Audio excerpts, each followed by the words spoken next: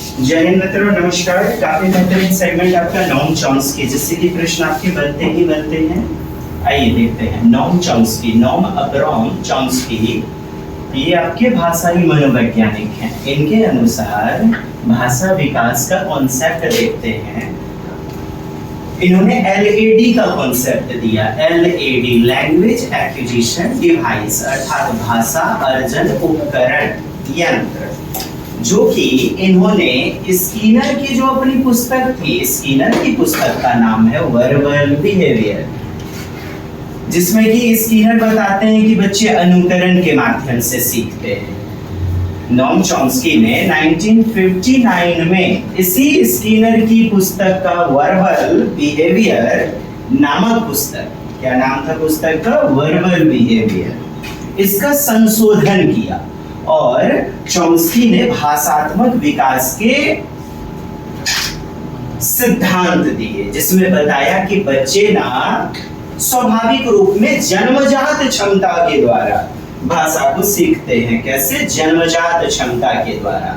1957 में स्किनर ने पुस्तक लिखा और इसी का जो है संशोधन, पुनर्संशोधन किया, सुधार किया और रिव्यू ऑफ वर्बल बिहेवियर नाम से इन्होंने इसी पुस्तक को फिर 1959 में प्रकाशित किया। वर्बल बिहेवियर पुस्तक का संशोधन करते हुए प्रस्तुत किया नॉम चॉम्स्की भाषात्मक विकास के प्रसिद्ध मनोवैज्ञानिक थे। स्किनर का कटाक्ष इन्होंने किया, कहा कि भाषा अनुकरण से नहीं सीखा जाता है, जैसा कि स्किनर ने कहा, बिहेवियरिस्ट, व्यवहारवादी। उन्होंने कहा कि भाषा अधिगम के माध्यम से आकर अपने आप से आती है, अपने आप से अर्थात स्वाभाविक जन्मजात ही एक काल्पनिक एलएडी उपकरण पाया जाता है, एलएडी मशीन पाया जाता है। इनके अनुसार बच्चे सार्वभौमिक व्याकरण भी खुद सीख लेते हैं, अर्थात यूनिवर्सल ग्रामर का भी कॉन्सेप्ट दिया नॉम चॉम्स्की ने, सार्वभौमिक व्याकरणिक क्षमता।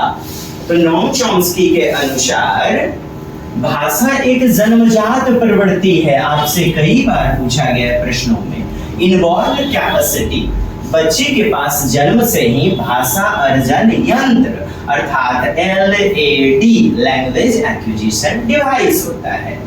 तो बच्चे भाषा की जन्मजात क्षमता अर्थात जन्मजात प्रतिज्ञप्ति, आपके प्रश्नों में यह भी पूछा गया, जन्मजात प्रतिज्ञप्ति इनेट कैपेसिटी या इनेट प्रपोजिशन, प्रतिज्ञप्ति की अवधारणा किसने दी? आपका उत्तर होगा नॉम चॉम्स्की।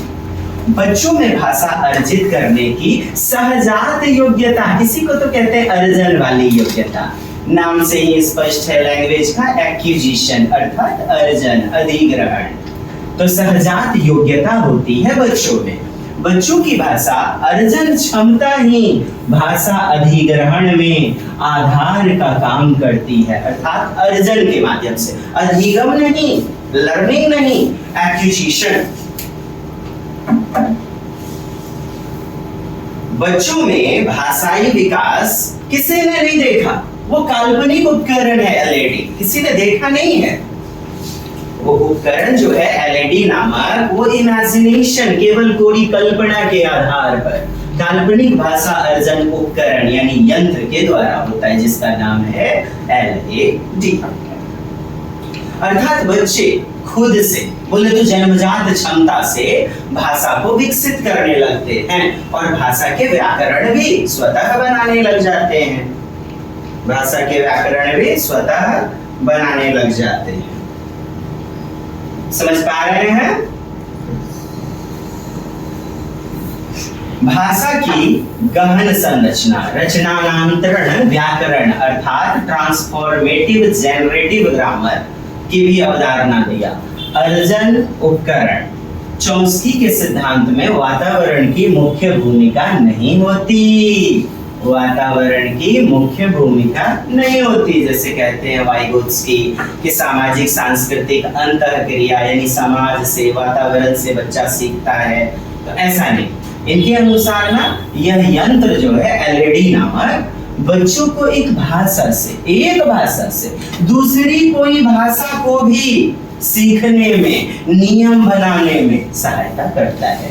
इनका मानना है, नोम चॉम्स्की का, कि सभी भाषाओं की एक ही व्याकरण होती है, एक ही व्याकरण होती है। संज्ञा की परिभाषा दीजिए तो फ्रेंच में, जर्मन भाषा में, जापानी भाषा में, सब में एक ही तो नियम है। किसी व्यक्ति, वस्तु, स्थान या भाव के नाम को संज्ञा कहते हैं, लेकिन उनका जो बोलने का भाषा है वही केवल बदलता है, परिभाषा तो वही रहती है व्याकरण की। तभी तो वो कहते हैं कि सभी भाषाओं की एक ही व्याकरण होती है। जैसे हम हिंदी में संज्ञा, सर्वनाम और क्रिया बोलते हैं, वैसे इंग्लिश में नाउन, प्रोनाउन, वर्ब बोलते हैं, और इंग्लिश में परिभाषा वही रहती है, noun the name of person, place, animal and thing, बस ट्रांसलेट कर दिया जाता है।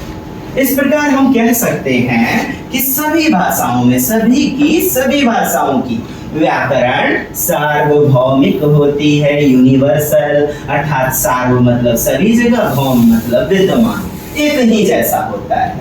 यानी सभी भाषाओं में समान संरचना और नियम होते हैं। इसी को तो उन्होंने कहा सार्वभौमिक व्याकरण, अर्थात सार्वभौमिक व्याकरण पाया जाता है। तो आपसे पूछा जाए यूनिवर्सल ग्रामर का कॉन्सेप्ट किसने दिया, आपका उत्तर होगा नोम चॉम्स्की।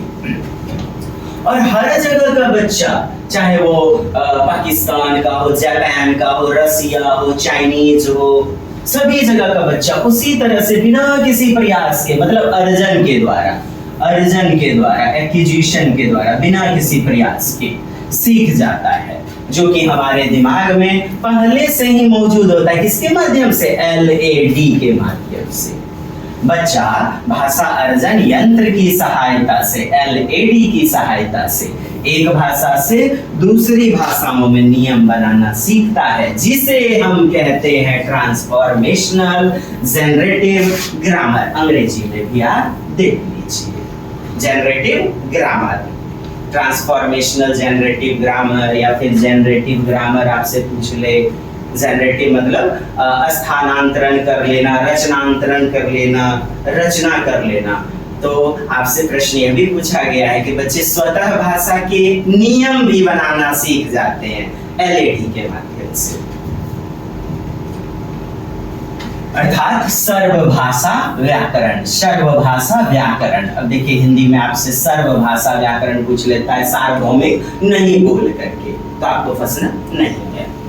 वे जिस किसी भाषा को सुनते हैं उसके व्याकरण को सरलता से सीख लेते हैं।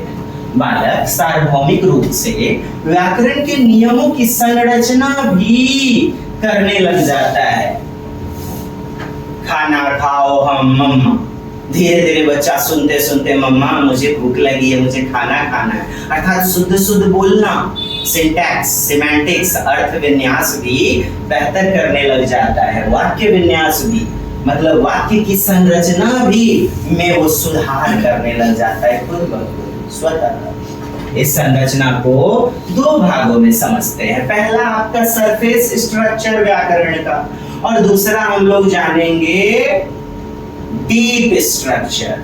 व्याकरण का ऊपरी नॉलेज होगा बच्चे को, सतही संरचना, और एक होगा गहरी संरचना, डीप स्ट्रक्चर, व्याकरण का पूरा संपूर्ण ज्ञान। चलिए, सतही संरचना क्या है? इसमें बच्चा सिर्फ ध्वनियों, शब्दों को जानता है, लेकिन उनके अर्थ नहीं जानता। जैसे मम्मी, पापा, खाना, पापा होता क्या है, खाना का विशेष महत्व क्या है, बस शब्दों को जानता है। एवं हम कह सकते हैं कि जब बच्चे व्याकरण के नियम का ऊपरी ज्ञान, अर्थात थोड़ा बहुत ही समझ रखते हैं, तो इसे ही डियर फ्रेंड्स कहा जाता है सतही संरचना, सरफेस स्ट्रक्चर। अब देखिए गहरी संरचना, अर्थात इसमें शब्दों के अर्थ का ज्ञान होता है। मतलब आप कह सकते हैं डीप संरचना, डीप स्ट्रक्चर, गहरी संरचना क्या है? जब बच्चे व्याकरण के नियम का पूर्णतया, अर्थात गहराई से, बोले तो जटिलता से व्याकरणिक नियम को बेहतर समझ लेते हैं, तो इसी को हम क्या कहते हैं? गहरी संरचना, डीप स्ट्रक्चर। क्लियर है? नोट, आपसे यह भी पूछ लिया गया है परीक्षाओं में, सहजतावादी सिद्धांत किसने दिया? आपका उत्तर होगा नॉन चॉइस या सहज ज्ञानवाद। मतलब क्या होता है इसका? सहज रूप में मतलब अर्जन के रूप में, स्वाभाविक रूप में, नेचुरल ढंग से, प्राकृतिक रूप से बच्चे में अंतर्निहित जन्मजात क्षमता, मतलब LAD, इनबॉर्न कैपेसिटी, अंतर्निहित जन्मजात क्षमता होती है जो उन्हें भाषा के नियम, पैटर्न, रचना को भी खोजने में मदद करती है। और इस प्रकार नोम चॉम्स्की कहते हैं बच्चे व्याकरण की रचना भी स्वतः करने लग जाते हैं, खुद ब खुद। तो स्टेटमेंट है कि मानव भाषा अर्जित करने की क्षमता के साथ ही जन्म लेते हैं। यह धारणा, यह सिद्धांत सहज ज्ञानवाद से संबंधित है, इसी को सहज ज्ञानवाद कहते हैं। तो आपके प्रश्नों में आ जाए तो फिर आप कहेंगे ये सभी आपके नोम चॉम्स्की से संबंधित है। ठीक है।